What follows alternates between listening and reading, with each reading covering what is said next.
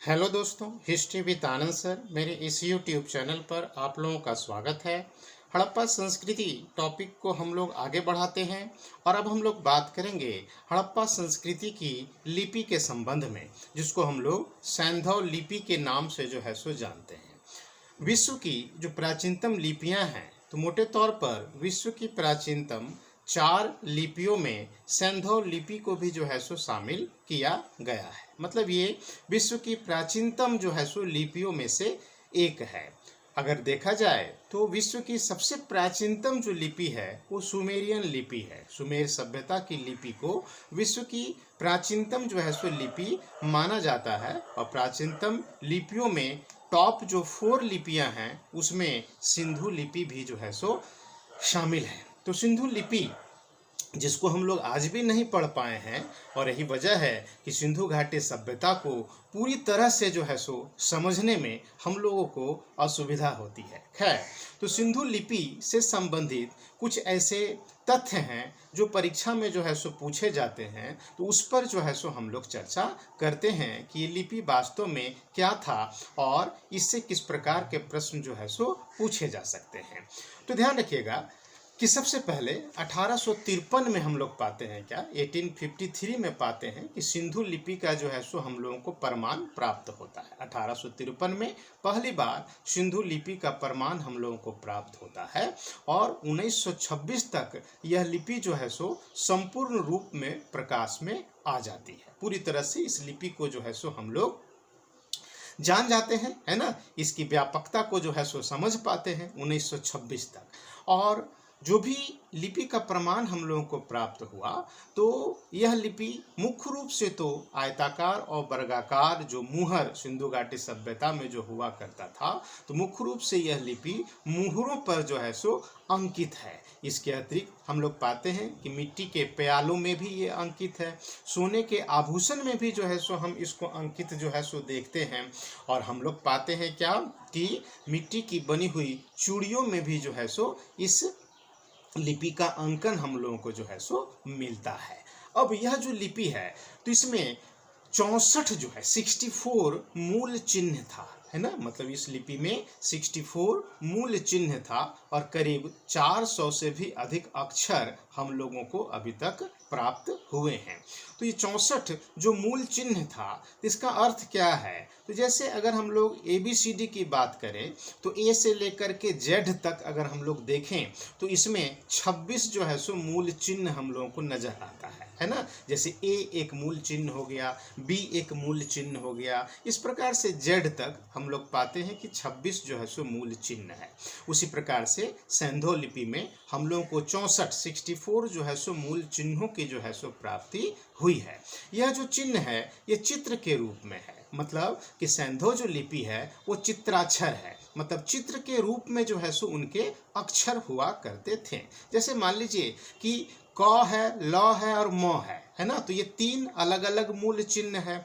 अब इन तीनों को एक साथ अगर हम लोग लिखेंगे तो कलम बन जाएगा। ये कलम जो है सो एक अक्षर हो गया, ठीक है। तो हम लोग पाते हैं कि सैंधव लिपि में 64 मूल चिन्ह था और 400 से भी अधिक अक्षर जो है सो हम लोगों को प्राप्त होते हैं, ठीक है। मतलब कि हम लोग देखते हैं कि अलग अलग प्रकार का चित्र, जैसे कि मछली का चित्र बना दिए, चक्र का चित्र बना दिए, है ना। इस प्रकार का चित्र बना दिए तो वो उनका एक अक्षर था। अब वो किस चित्र से किस प्रकार की अभिव्यक्ति वो करना चाहते थे, वो क्या बताना चाहते थे, ये थोड़ा सा जटिल है ना। चित्राक्षर लिपि को समझना और उसको पढ़ना थोड़ा सा जटिल है, क्योंकि किस प्रतीक के माध्यम से क्या भाव व्यक्त करना चाहते हैं, है ना, या चाहते थे सिंधु घाटी सभ्यता के लोग, तो उसको डिटेक्ट करना थोड़ा सा कठिन अवश्य है। तो यह लिपि जो थी वो चित्राक्षर थी, ठीक है। अब यह जो लिपि है तो हम लोग पाते हैं क्या कि इस लिपि को पढ़ने का प्रयास किया गया। पढ़ने में तो सफलता नहीं मिला, लेकिन इतना हम लोग जान गए कि यह लिपि दाएं से बाएं जो है सो लिखी जाती थी, है ना। दाएं से बाएं मतलब कि राइट टू लेफ्ट। जैसे वर्तमान में अगर हम लोग अभी लिखते हैं तो देवनागरी लिपि में तो ये लेफ्ट से राइट लिखते हैं, है ना। लेकिन सैंधव लिपि जो था वो राइट से लेफ्ट जो है सो लिखा जाता था। अगर सेंटेंस बहुत लंबा होता था तो दाएं से बाएं और फिर बाएं से दाएं जो है सो लिख करके उसको पूरा किया जाता था। मोटे तौर पर ये दाएं से बाएं लिखी जाती थी, लेकिन कुछ लिपियां ऐसी भी हम लोगों को प्राप्त हुई हैं जो दाएं से बाएं और पुनः बाएं से दाएं जो है सो लिखी गई हैं। ठीक है, इस पैटर्न को हम लोग गौमुत्रिका जो है सो लिपि या बाउस्ट्रोफैंडम जो है सो लिपि के नाम से जानते हैं, है ना, जो दाएं से बाएं और फिर बाएं से दाएं लिखी जाती है। ठीक है, गौमूत्रिका, जैसे गाय को अगर हम लोग पेशाब करते हुए देखते हैं, है ना, तो आगे पीछे करके पेशाब करती हैं, है ना, तो इसी से गौमूत्रिका शब्द जो है सो आया है। तो सिंधु लिपि जो दाएं से बाएं और पुनः बाएं से दाएं लिखी जाती थी, तो उसको गौमूत्रिका या बाउस्ट्रोफैंडम के नाम से हम लोग जानते हैं। यह जो लिपि था, तो इस लिपि में हम लोग पाते हैं क्या कि जो सबसे बड़ा जो लेख हम लोगों को प्राप्त हुआ है अभी तक, तो वो धौलावीरा से प्राप्त साइन बोर्ड में जो है सो अंकित है ना, जिसमें 10 जो है सो मूल चिन्हों का जो है सो प्रयोग किया गया है।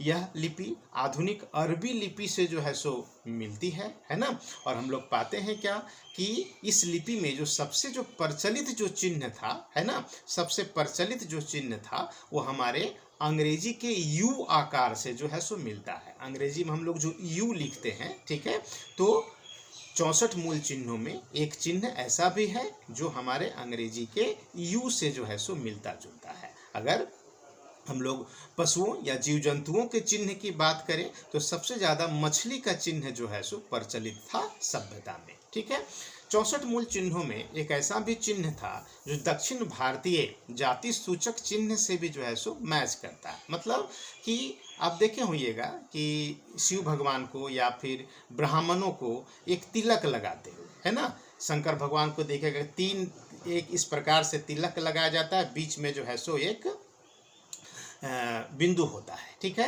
इस प्रकार से ये खींच लिए और बीच में जो है सो एक तिलक लगा दिए। तो ये जो प्रतीक है ना, तो 64 मूल चिन्हों में से एक ये भी जो है सो प्रतीक है जो साउथ इंडिया में हम लोग, साउथ इंडिया का समाज जो ब्राह्मणों और गैर ब्राह्मणों में जो है सो विभक्त है मोटे तौर पर, तो वहाँ पर इस चिन्ह को ज़्यादा प्रमुखता से हम लोग जो है सो देखते हैं। उत्तर भारत में भी हम लोग देखते हैं, शिव भगवान को भी इसी प्रकार के तिलक में जो है सो हम लोग देखते हैं। तो 64 मूल चिन्हों में एक चिन्ह ये भी था। ठीक है, अब क्या है कि यह जो लिपि है, तो इस लिपि को जो है सो पढ़ने का बहुत बार प्रयास किया गया, है ना। हम लोग पाते हैं क्या कि इस लिपि को पढ़ने का सबसे पहला प्रयास जो है वो 1925 में किया गया L.A.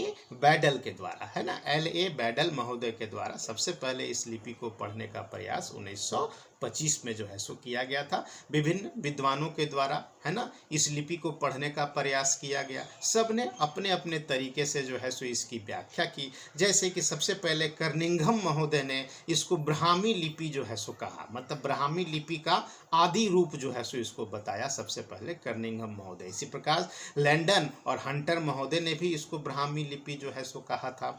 इसी प्रकार हम लोग पाते हैं कि फिनीलैंड महोदय के द्वारा सबसे पहले कंप्यूटर की सहायता से जो है सो इसको पढ़ने का प्रयास किया गया था, है ना। हम लोग पाते हैं क्या कि बैडल महोदय हों या T.N. रामचंद्रन महोदय हों या S.R. राव महोदय हों, है ना, या यमुती कृष्ण राव महोदय हों, तो इन सबों ने जो है सो इसको संस्कृत भाषा का जो है सो एक रूप माना है ना, जो कि मान्य नहीं है ना। हम लोग पाते हैं क्या कि अलग अलग तरीके से आज भी जो है सो इस लिपि को पढ़ने का प्रयास किया जा रहा है, लेकिन इसको सफलता जो है सो प्राप्त नहीं हुआ है। पढ़ने में असफलता का कारण क्या है, इस लिपि को हम लोग क्यों नहीं पढ़ पाए? क्योंकि सभ्यता के किसी भी स्थल से हम लोगों को कोई भी ऐसा द्विभाषिक अभिलेख जो है सो प्राप्त नहीं हुआ है, जिस वजह से जो है सो इस लिपि को हम लोग नहीं पढ़ पाए हैं। तो इतना चीज जो है सो आप लिपि के संबंध में ध्यान में रखिएगा। सबसे ज्यादा प्रचलित चिन्ह यू आकार का है पशु पक्षियों में, है ना, या जीव जंतुओं में सबसे ज़्यादा प्रचलित चिन्ह जो था वो मछली का था। ये आधुनिक अरबी लिपि से जो है सो मिलता है, ठीक है ना। इस लिपि को पढ़ने का प्रयास जो है सबसे पहले किसने किया, कब किया, किसने इसको सर्वप्रथम जो है सो ब्राह्मी लिपि कहा, ठीक है, किसने इसको सबसे पहले कंप्यूटर से की सहायता से पढ़ने का प्रयास किया, तो फिनीलैंड महोदय। तो ये सब फैक्ट जो है सो आपको ध्यान में रखना है। और इसको पढ़ने में सफलता क्यों नहीं मिला, क्योंकि अभी तक हम लोगों को को कोई द्विभाषिक अभिलेख जो है सो नहीं मिला है। ठीक है, तो इतना चीज आपको ध्यान में रखना है लिपि के संबंध में। ठीक है, अब अगर हम लोग सिंधु घाटी सभ्यता या हड़प्पा संस्कृति के अगर हम लोग पॉलिटी में आते हैं, राजनीतिक स्थिति पर अगर हम लोग चर्चा करते हैं, तो क्या देखते हैं कि ये जो पूरी सभ्यता थी, तो ये सभ्यता करीब करीब 700 वर्षों तक जो है सो कॉन्टिन्यूअस जो है सो चलती रही, है ना। उसमें एक रूपता जो है सो कायम रही, जो बिना किसी पॉलिटिकल पावर के जो है सो संभव नहीं लगता, है ना।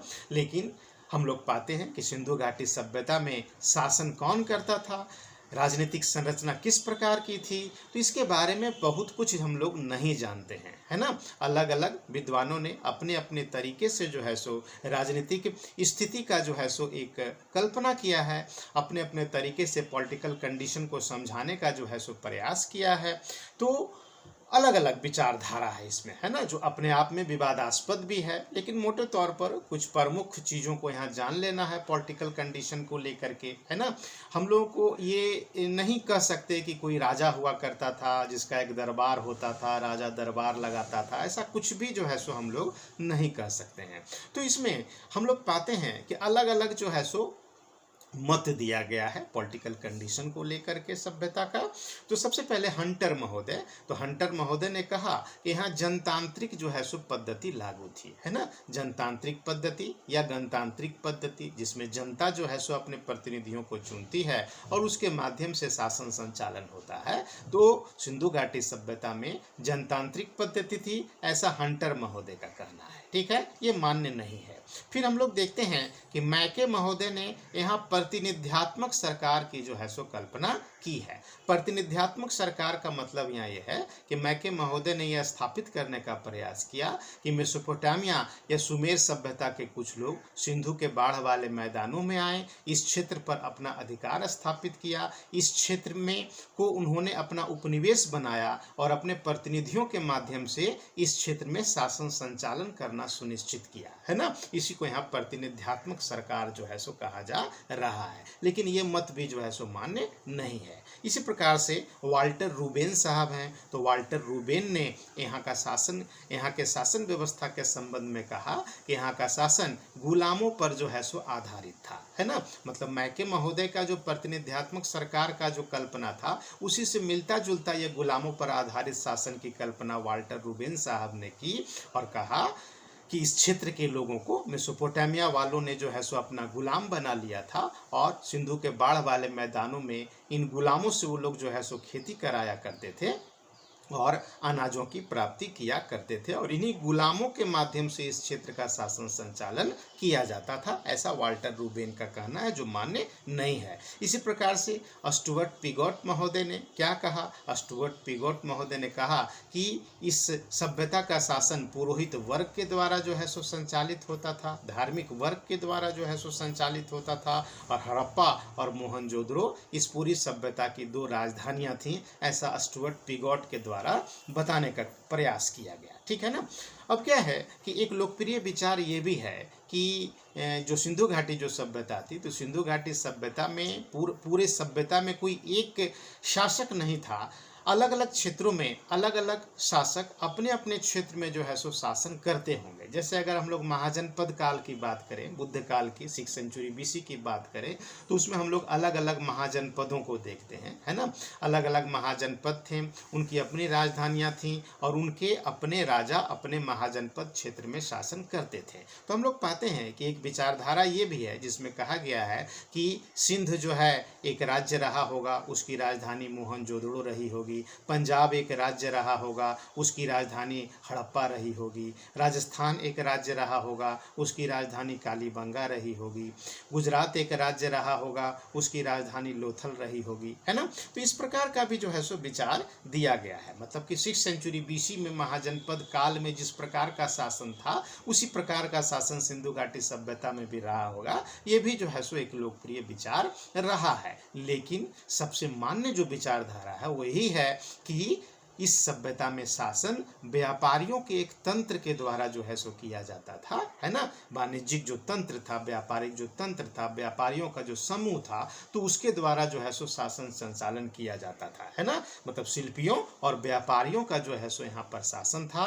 यही सबसे ज़्यादा लोकप्रिय है और वर्तमान में मान्य भी। अगर आपसे कोई पूछे कि सिंधु घाटी सभ्यता में कौन शासन करता था, तो आप ये कह सकते हैं कि व्यापारियों का एक तंत्र जो है सो शासन करता था, क्योंकि आगे हम लोग चर्चा करेंगे कि सिंधु घाटी सभ्यता में व्यापार वाणिज्य जो है वो पूरे शिखर पर था और व्यापारियों का दबदबा पूरी सभ्यता में था और व्यापारियों के एक तंत्र के द्वारा ही जो है सो शासन संचालन किया जाता था। ठीक है, इतना चीज आप ध्यान में रखिएगा। अब लिपि के संबंध में जो बात आपको बताएं और शासन के संबंध में जो बात आपको हम बताएं, उसको आपको ध्यान में रखना है। नेक्स्ट वीडियो में हम लोग जो है सो सिंधु घाटी सभ्यता के समाज के बारे में जो है सो बात करेंगे। धन्यवाद।